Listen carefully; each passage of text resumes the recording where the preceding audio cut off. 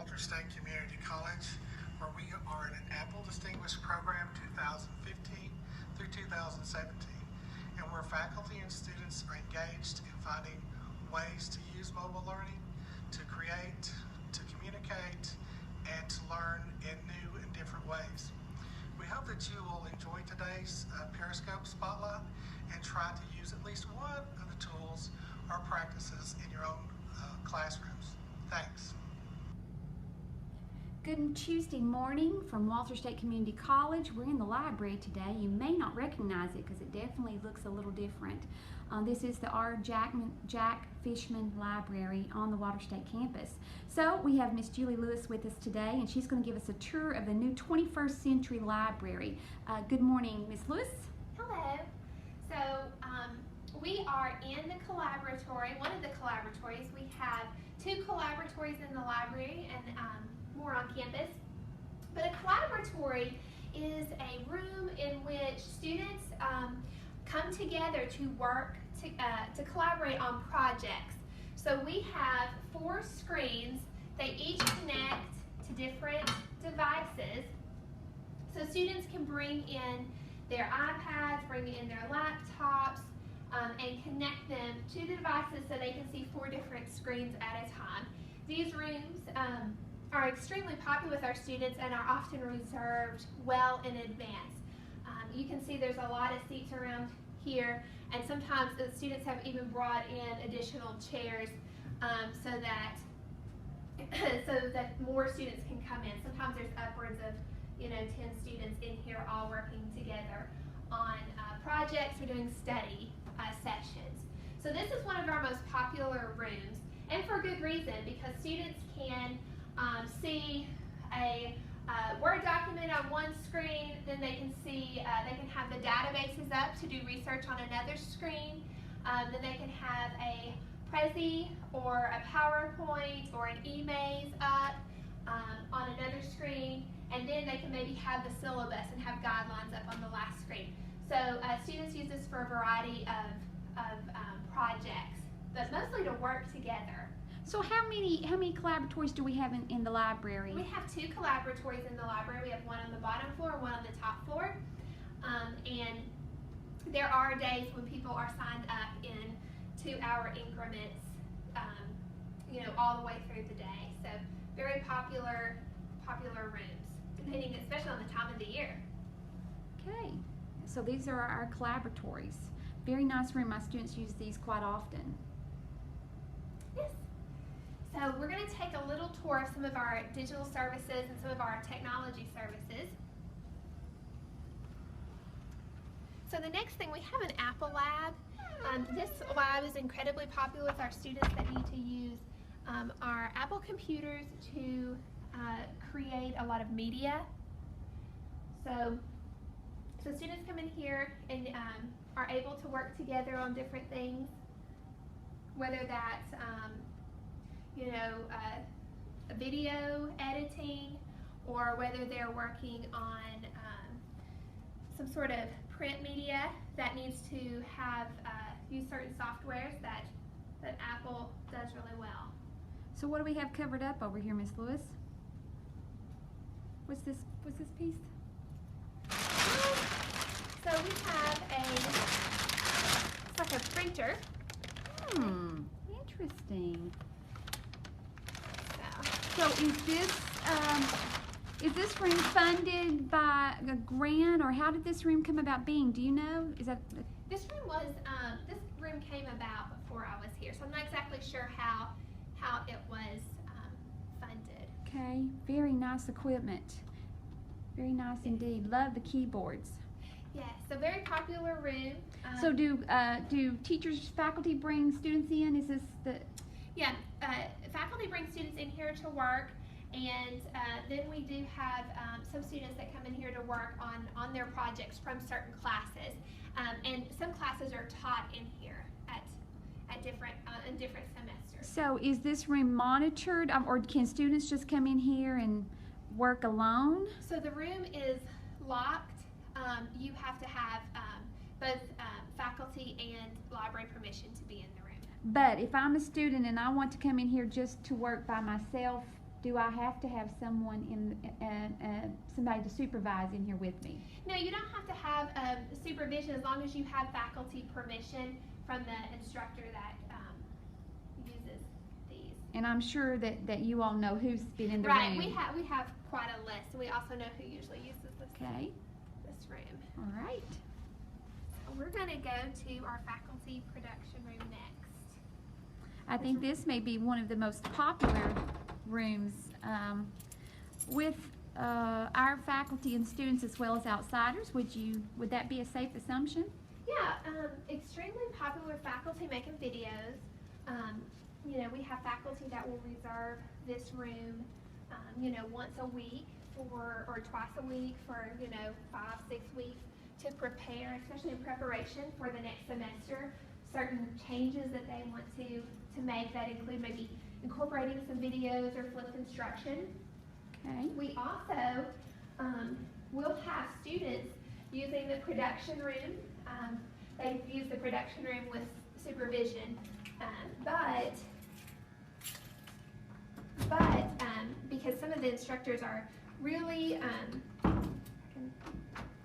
here we go, are really incorporating student-created media into their classes. So, well, that makes me happy since my philosophy is the one that does the work does the learning.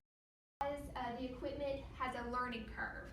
So, so students have an idea of how things are used, but need a little guidance on some of the more complicated manners of the equipment. So I would say this is a room that maybe our mass communication folks may use quite often. Yeah, actually, I mean, mass communication use it, but actually all disciplines use it. We have science instructors that use this, and some of their students, especially in natural sciences. English, you know, we had a couple students using these production rooms to make English 200 level videos. So I think it was for a world literature class. They were working on some projects. So yeah, it's really across all disciplines, and just some very creative projects that faculty here at Walters State have come up with. And then students not only get the skills of doing the research and learning about that discipline and really diving deep into it, but then they get to also learn the technology that's required to maybe create videos or to shoot some media. So they're getting a lot more skills than just the discipline. They're also getting skills that they can most likely, you know, translate over to any field. Interesting. And let me ask this: is this a room that the outside community can also use? We've not had any requests for the outside community to use these, but at this point it's faculty, and faculty has to has to supervise students. Okay. All right. So technically, we have two green screens. We have one here, but I noticed that back in this corner, we've kind of built one here that looks more like a news desk almost. Yes? Yes, absolutely. And this area is used a lot for instructors shooting videos in which they have a little more control over, you know, they can come in here and just create a video, maybe a Camtasia video of some sort, in which they have more control instead of someone being in charge of having to have another person actually shoot the video. So out here it would take more than one, but in that corner technically one person could do what they needed right there. Absolutely, and our instructors like to sit here and do a lot of their videos, whereas instructors may use this to create more of like an interview sort of video if they're interviewing students about, you know, how, you know, what they learned from a certain unit or takeaways, or if you know, if they want to create multiple, you know, video with multiple people. Okay. So, All right. so we have great great people here that really know how to work the equipment and are willing and able to help students and faculty with that. So a high level of support for faculty, and that's through all of the divisions. Okay, cool. So as we can see this morning, yes, it is very impressive tech for both students and faculty. Lots of good stuff coming out of here for sure. So we can tell that the 21st century library looks much different. Do you still have the card catalog somewhere, Miss Lewis? Yeah, I'll show you the card catalog. So let's go out. I'm anxious to see the card catalog. I grew up on the card catalog. So we still have a card catalog, and it's being put to very good use. And I won't suspend the suspense because it's right around the corner here. Okay, so we're about to see the card catalog. And here we thought it was absent. Our card catalog displays our books very well. So this card catalog, it is a beautiful piece of furniture. And so we use it kind of as a display right now. We have a digital card catalog. So we have an online catalog that students can access from anywhere, and really anyone can access it from our library website. So they can find a book without physically having to come here and go through any actual physical cards. And that helps us to point students immediately, because we have several campuses. So if a student does need a physical book, they can go online and search, they can email a librarian, and then we go through a process in which we can send them the book, or they can come to campus and pick it up. But that way they can access that catalog, and if there's something that they need that's not on that, then we can work towards an interlibrary loan. Okay, all right. And as I'm scanning around the room, I noticed one thing in particular that is missing, Miss Lewis. Where are the books? Well, we do have a collection of books over here on this side, but we have almost 200,000 ebooks through EBSCOhost, and an excellent ebook collection. So while students are encouraged, and there are certain books that that are very useful in in print, especially things like our art books, and being able to see large pieces of art. We have an oversized art collection. Those are very popular with our art students. But digital books may be even more useful for students, in the fact that where we have so many campuses, they can access our digital book collection from anywhere. And we have students who may want to access books at 1 in the morning, and they can do that, whereas the library is not open at 1 in the morning. So there are some definite benefits to digital books, just as there are benefits to print books as well.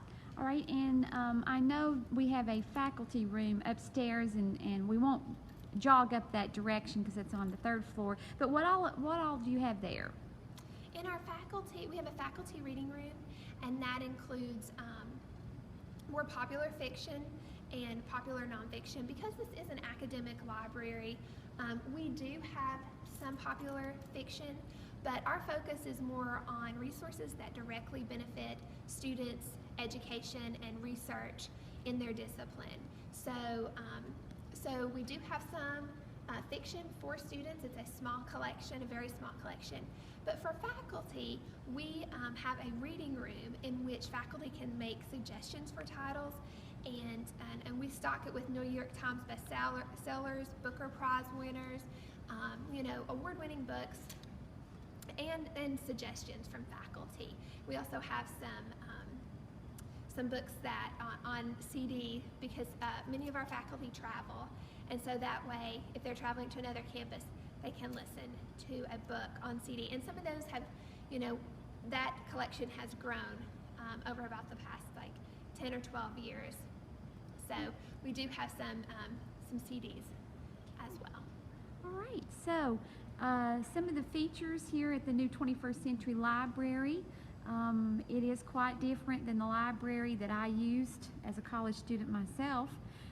We hope you enjoyed the tour and the information. For more information, you can contact the Walters State Library at library@ws.edu is Okay. our email. If we can answer any of your questions or if you'd like further details, please contact Ms. Lewis. Thank you very much, Linda. Good morning. All right, have a great day. I'll see you next Tuesday at 9:30 on the 20-Minute Mentor.